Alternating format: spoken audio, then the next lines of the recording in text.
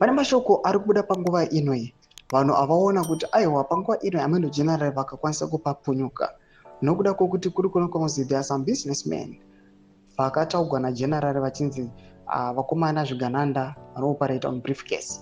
Panguva inoi vana kuda kuchita gwiri nemari dziri kutogwa panapa.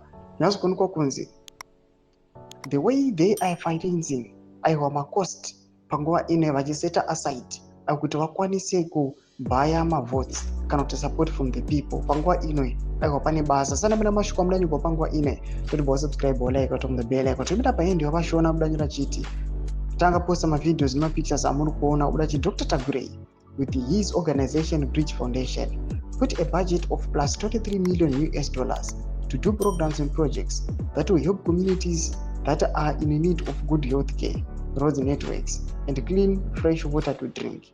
It's now happening in Epworth. He is delivering this for free.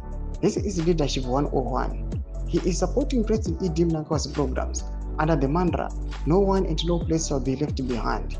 Thank you, Comrade President E.D. Mnangagwa.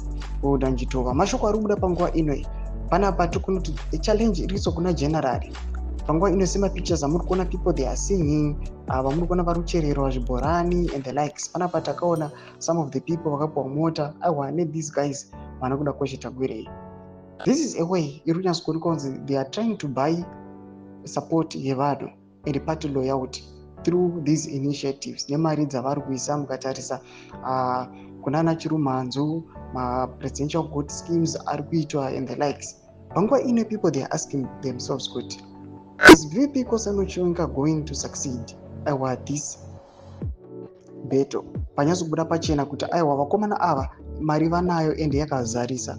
Pinda mucomment section medu mumbotudza mafundo enyu muri kudii pamusoro pechitiko ichi. Musawana subscribe or like, pamwe chete no turn on the bell icon.